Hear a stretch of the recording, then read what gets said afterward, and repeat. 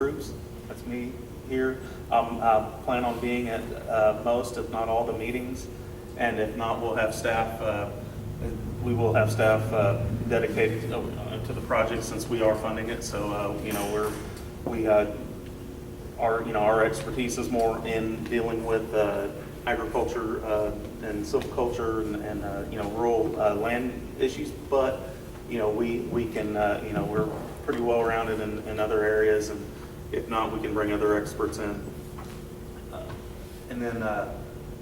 But that first bullet, that's me, the regional watershed coordinator, and this is part of my area, and I come to meetings like this all the time, and talk about our programs and talk about what's available. We also help with other, not just stuff funded by us. We work a lot of projects through the TCQ, and then through our grant program, which is funding this program tonight, and through the process, we help with entities to facilitate the watershed planning process. But we've got a couple of websites up there. Basically, that it just kind of goes into a little more detail than what I described here tonight. And then the second one is the specific project I'm working under in the southeast and south central Texas area. And there's my contact information. I brought business cards, so if anybody wants to know how to get wants to get a hold of me or whatever, I can definitely do that and visit afterward. But with that, are there any questions?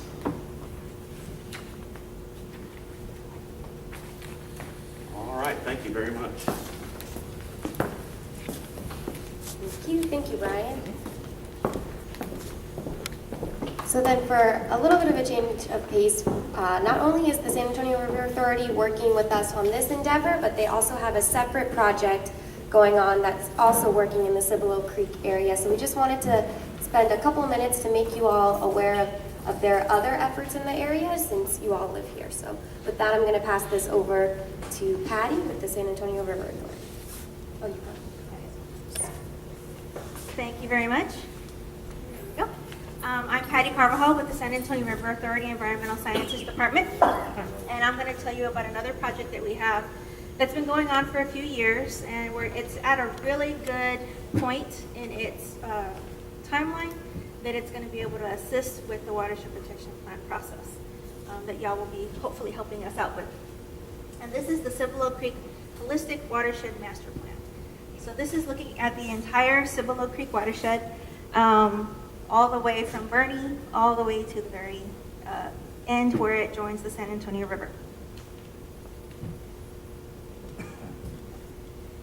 So this project is looking at areas of high flood risk, water quality concerns, stream restoration potential, and also park opportunities in the area. And the primary objective is to develop multi-purpose projects that can accomplish as many of these goals as possible. So this is the timeline for this project. Currently we are in the analysis and identification stage, which should be completed around June of basically next month. And then the implementation plan process will start, and they will hopefully have that completed by the end of September. These are planned dates, so they may move a little bit over time. So hopefully that will be on schedule. So for the flood risk, these are the streams that were studied: Cibolo Creek, Balcones Creek, Mosbach, Martinez, tributary F to Martinez, Escondido, Solitrio, and Woman Hollering Creek. So these were limited to creeks that were in the jurisdiction of the River Authority, or the political jurisdiction, meaning Bexar, Wilson, and Karnes counties. Now they will be doing the other creeks in Cibolo Creek watershed under a federal grant, a DFIRM federal flood mapping grant will be, the other ones will be covered in that. So they looked at what people refer to as the 100-year floodplain, or basically the 1% annual chance of a flood. And they identified 105 structures and 64 crossings in Cibolo Creek that are at risk. This is an example of what those maps look like. This is Greytown Road, and these are the structures that are impacted under various types of rain events. 2 years, 2 to 10 years, 10 to 25-year events, on up to the dark blue, which is the 100, or actually 125 to 500-year events. They're also doing water quality modeling as part of this project. They're using an HSPF model, for present and future land use approximations. And they're finalizing that model at this time. And they will test BMPs in the next phase of this model. So basically that means they will estimate the load reductions for various BMPs and how that might impact the water quality. These are some of the maps that were used when they put together the water quality models. This one is a land use model with the various types of land use that are in the area. And you can see a lot of the red, which is high residential, medium residential, which is close to Randolph Air Force Base, for example, Universal City, Cibolo Shirts, that area. And then as you get further down in the watershed, you see a lot more green, which is more agricultural, feedlots, undeveloped areas. So the water quality model has been broken up into pieces with the watersheds and the aquifers that are in this area. One issue that they are having a lot of issues with is what happens to the Cibolo Creek as it crosses the Edwards Aquifer recharge zone. There is a lot of recharge that happens, and that's causing them a bit of issue with trying to model that recharge, but hopefully they will be able to get a handle on that as the modeling process continues. They're also looking at what we call stream restoration potential. Basically, they're evaluating the creeks and the tributaries for areas that can be preserved and or repaired that require some sort of attention due to erosion or other issues that may be going on in the creeks. So there's the preservation, rehabilitation, restoration means there's some erosion that needs to be repaired, maybe some infrastructure that's at risk. And then there are engineered channels, which are like trapezoidal concrete channels designed to basically move water away quickly. And then there's engineered narrow right-of-way where you don't have a lot of room to possibly do a natural channel design where you can restore it. You're pretty much might have to leave it a concrete line channel in some areas. This is an example of what they would like to do with some of these proposed multi-purpose projects. In this area, for example, this is near the Bear in Guadalupe County. These are parcels that all belong to different public entities, but if you look at them, they're all pretty much along the creek. And if they talk to all of these entities, you might be able to create a linear park and connect this entire segment and all of these greenways. This is a concept of what this project would be developing. Now, no communication or no discussions have been held for these, but it's basically going to identify what the potential is for these type of projects. Where could these be implemented? So areas for project planning. These are some of the areas like Cutoff Park. These are some of the areas that are buildings that are within the flood zone that might need attention. Greytown Road, for example. These are some other structures. Martinez Creek. And here's Lavernia, for example.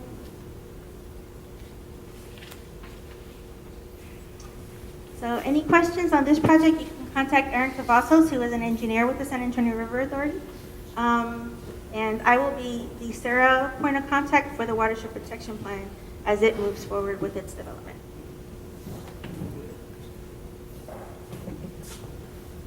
Any questions? Okay, thank you, Patty.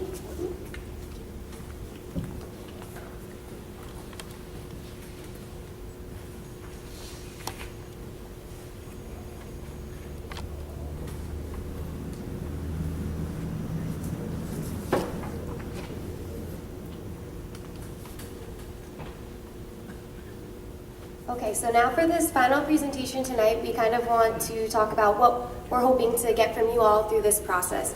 And I know this evening we had a lot of information to present. We've done a lot of talking at you, but that's not what we see going down the line, because as Brian mentioned, all of these strategies we'd like to implement are voluntary. So we really need support from the community and from locals. So we really value your opinions and hope that you will continue with us throughout this process. So hopefully you all now have a good idea of kind of the water quality impairments as well as concerns in the area, and understand the general idea of what we want to do to address some of these issues, with the overall goal, of course, of improving water quality and eventually getting the mid and lower portions of Cibolo Creek delisted from the 303D list. And as I mentioned, that is dependent upon stakeholder support throughout the whole process. You all are the boots on the ground.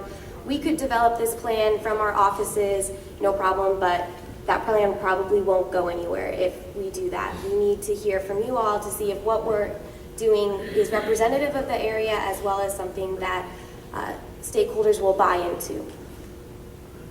So I want to kind of talk about throughout this presentation a proposed structure we have for how we're going to utilize y'all's opinions throughout this process. And the reason that we kind of want to have it more structured instead of just whoever shows up to the meetings is because we really want to make sure that we're getting input and support from a variety of different entities and stakeholders in the area. As you saw from those land use maps, we've got urban areas further up north as well as very rural. We have wastewater treatment plants as well as regulated stormwater, agricultural land. So there's a lot of different entities and people involved who all have different inputs and needs and concerns. So we want to make sure that we have a structure and a place for all of those people's voices and concerns to be heard.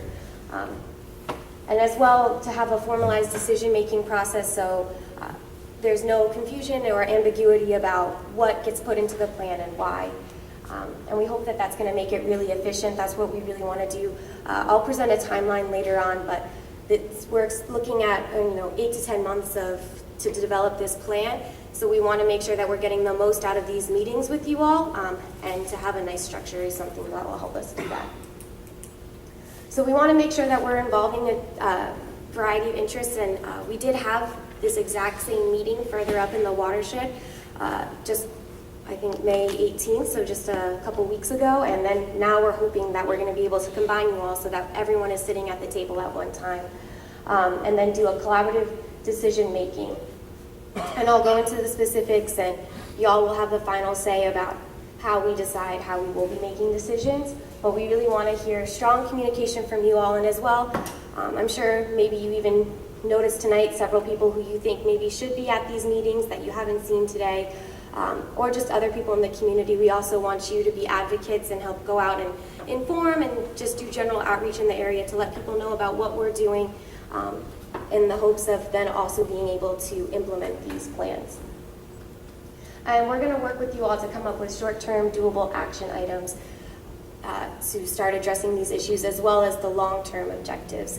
Because it is a long-term process. We can't change water quality within, a month or half a year or something. It is a long-term process. So what is a stakeholder? I know I've been using that term a lot. And it's really just somebody who has some kind of invested interest in the watershed. That doesn't mean you have to live right next to the creek. It could be somebody who enjoys recreating along the creek, or someone who works in the area. So there's a wide variety of who a stakeholder is, but they're the ones that also probably have the responsibility for implementing what are the decisions. So if you're working for the local river authority or local industry, you'll say if you're affected by the decision, and as well as if you are in the area and you can understand some of the possible problems in the area, if you can help promote awareness or education and facilitate those implementations. So here's just some examples of a stakeholder. So it can be landowners, county or regional representatives, local municipal representatives, state and federal agencies, businesses, citizen groups, community service, university colleges, environmental and conservation groups, and soil and water conservation districts. So there's a wide variety of people, but it really all comes into that if you enjoy or take advantage of the benefits of Cibolo Creek, or you work or live in the area, you have some interest in it, then you can consider yourself a stakeholder. And so the major tasks we're going to be asking for you all throughout this process is to help provide some guidance and input. Some of this information that we presented tonight, as well as that we will be continuing to gather throughout the process, we've gotten from a variety of different sources, whether from statewide databases or national databases. So we really want to look to you all who are here in the watershed to see if what we're developing is representative of this area, as well as helping us identify some potential sources of these bacterial impairments, as well as other of the water quality concerns we've discussed. And then once we kind of identify those possible sources of impairments, we want to hear from you all on what you think are the most likely best management practices. We have a long list of different management practices that we've done in other watersheds or that have been implemented elsewhere. So we'll present those to you all, and you can kind of let us know if you think that that's something that will be successful here in this area.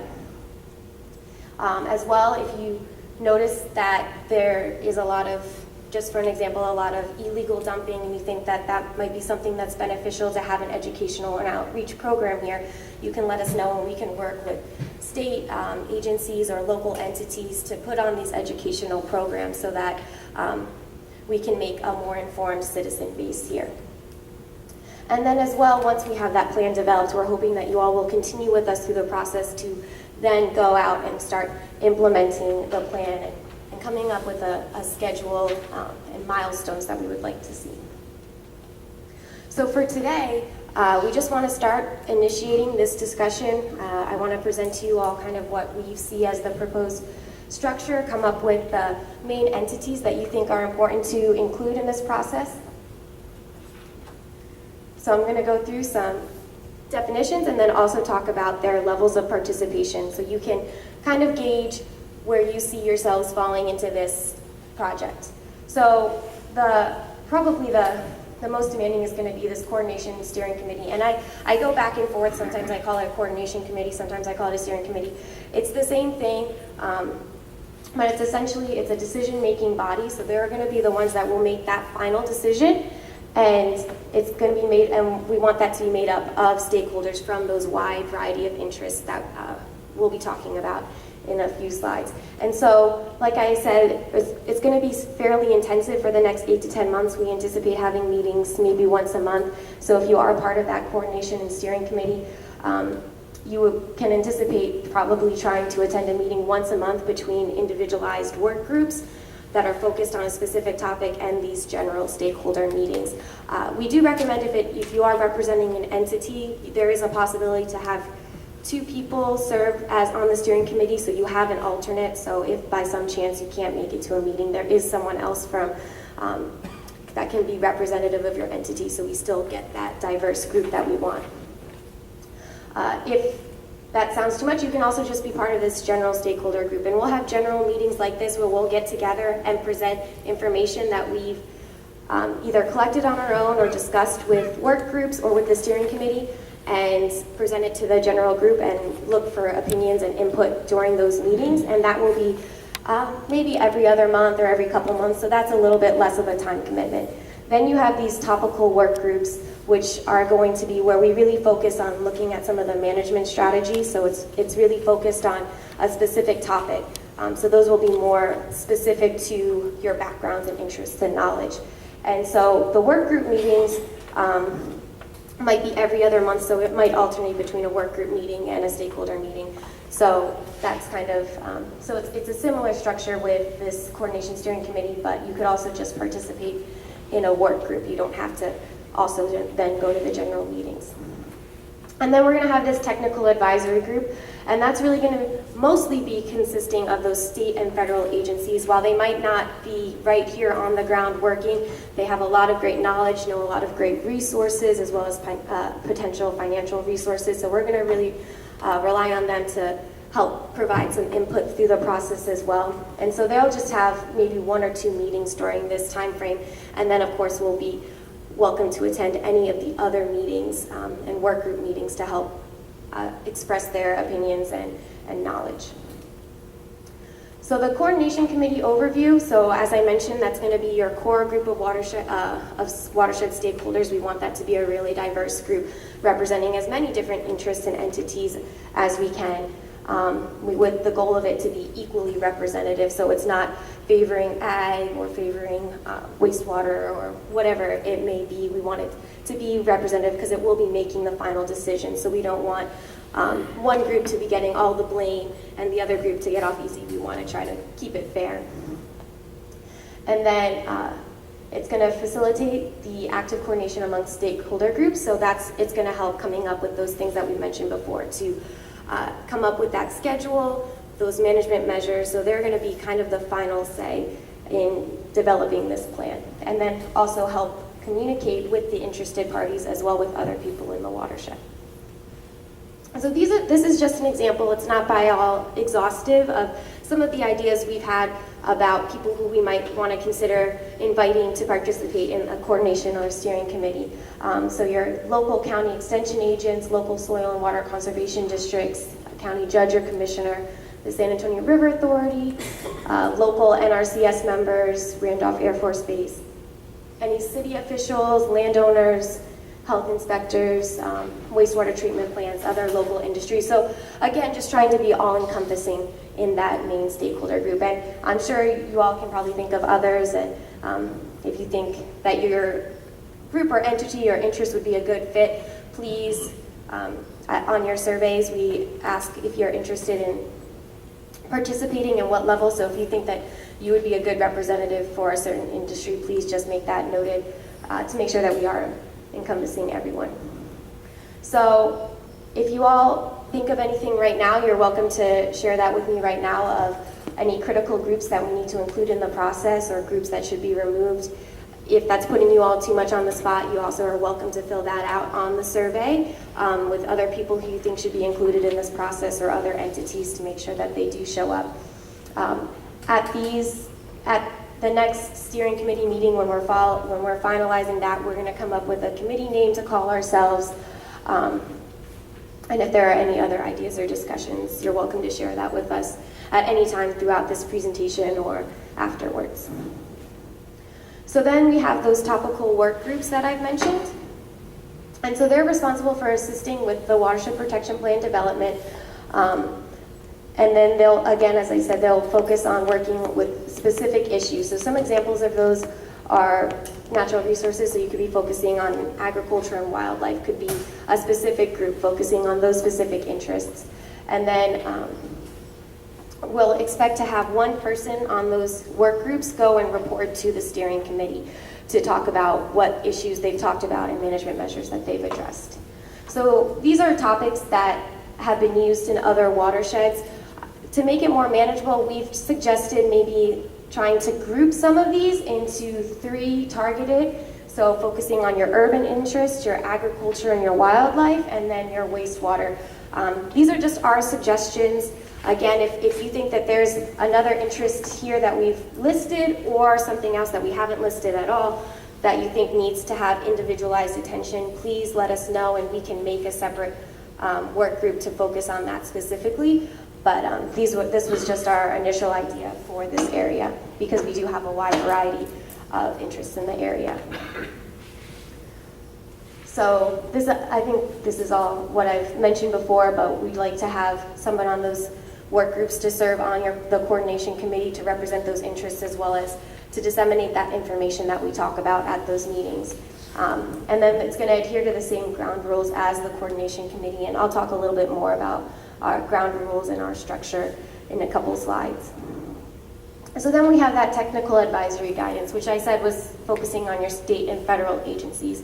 So that's where we really see some benefits from the Texas State Soil and Water Conservation Board, Texas Commission on Environmental Quality, Parks and Wildlife, Forest Service, TDA, Railroad Commission, and several more. This is, again, not an exhaustive list, just kind of a start, but so they're again responsible for providing guidance to the steering committee, as well as also helping possibly provide presentations throughout the process, and then they can also help answer questions relating to matters falling under the jurisdiction of that specific state or federal agency.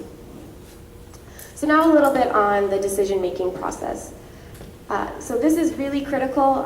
As I said, we want everything to be equally representative. So if we really just said, okay, how we make decisions is whoever shows up to the meeting, we'll just have them raise their hands. But say in a specific area, only ag people are coming. So then all of our decisions will be made only by one specific sector. And then, some of the blame or work may fall unfairly to one side or the other. So we really want to make sure that we have an equally representative board to make these decisions.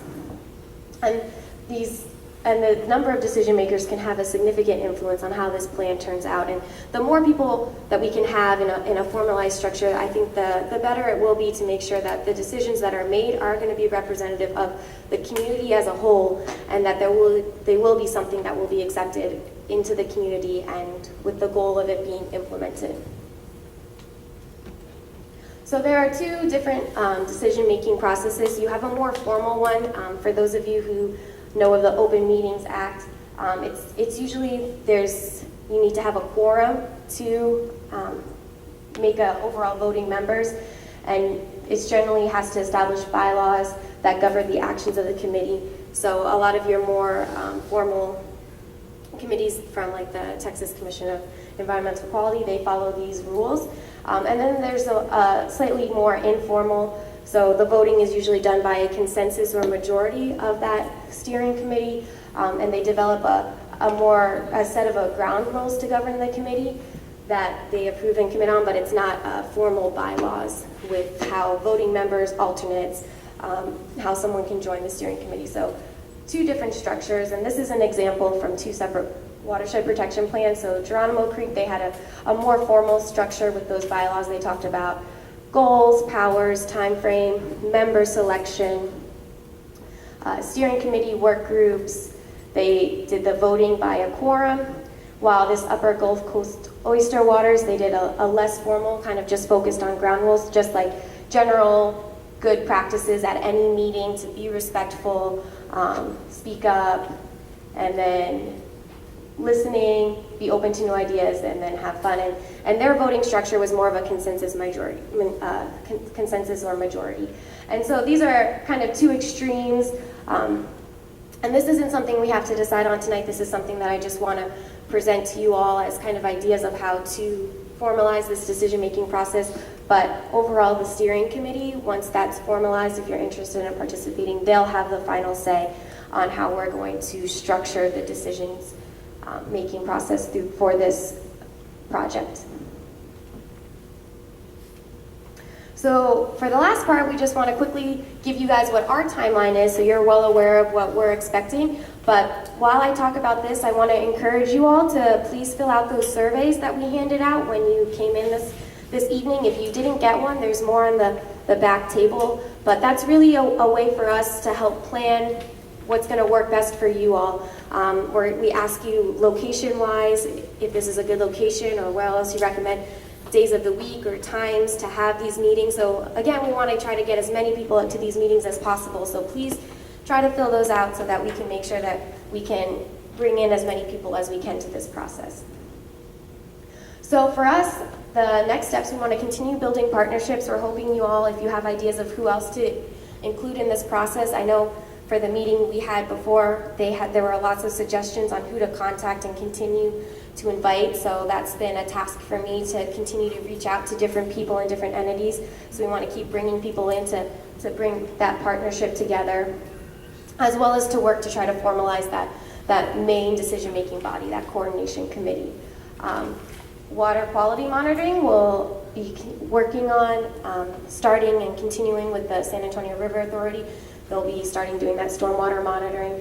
And then I just did want to let you all know these presentations, I know you got one of them when you came in, but the rest of them, all of them will be presented, will be uploaded online at our project website, which also has some other information, so you're welcome to just look at that as well. And that website is cibolo.tamu.edu. They are not up right now. With the holiday, I didn't have time to get them uploaded, but within the week, I will try to make sure that I get those presentations up, so they should be up soon for you all. So for the next meeting, what we're interested in specifically learning, obviously we had 2 separate meetings. We really want to be able to combine it to one. We kind of want to know y'all's opinion, if you think it would be better received to have alternates, so one month have it higher in the watershed, another month lower in the watershed.